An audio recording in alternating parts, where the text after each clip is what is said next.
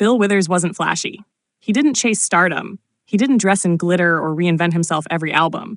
What he did do was write songs so honest, so deeply human, that they became part of the fabric of people's lives. His music wasn't just popular, it was personal. From funeral processions to wedding dances, from quiet heartbreaks to global anthems of hope, Withers' songs were woven into the emotional tapestry of generations. Born William Harrison Withers Jr. on July 4, 1938, in the small coal mining town of Slab Fork, West Virginia, he was the youngest of 6 children. Withers overcame a stutter and a tough upbringing to join the Navy at 17, serving 9 years.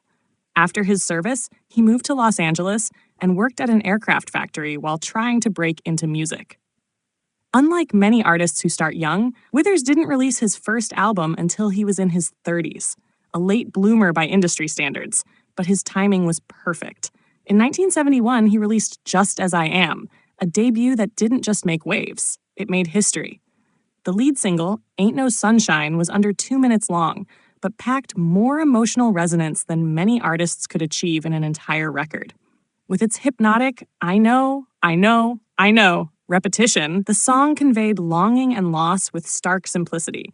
It earned him his first Grammy and announced him as a voice that could cut through noise with quiet power. The follow-up albums cemented his legacy. Still Bill, released in 1972, included Lean on Me, arguably one of the most universally beloved songs ever recorded. It wasn't written to be a hit. It was written to be a hand on your shoulder during hard times. It became an anthem of unity, resilience, and friendship.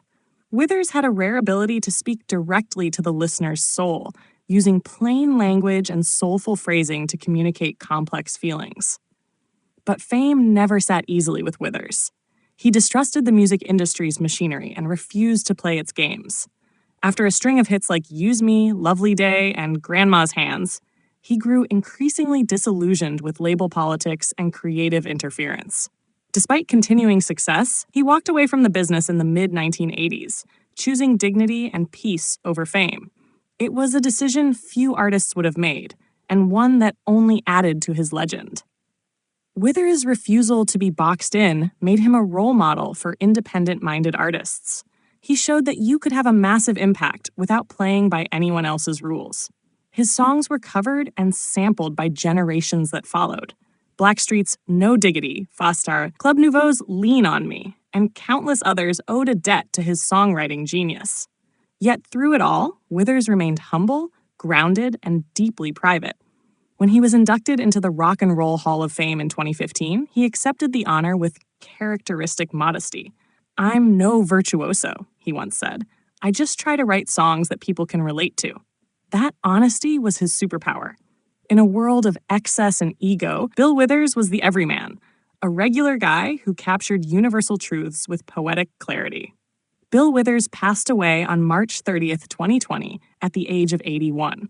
The tributes poured in not just from fellow musicians, but from presidents, pastors, teachers, and everyday people. His music had touched lives in ways that awards and charts could never fully measure. He didn't need to churn out albums or chase trends. With just a handful of records, he created a timeless catalog that continues to comfort, uplift, and inspire. Bill Withers taught us that you don't need to shout to be heard.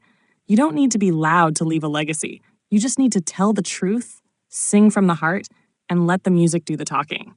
His voice may be gone, but his songs remain, echoes of love, loss, and the beauty of being human.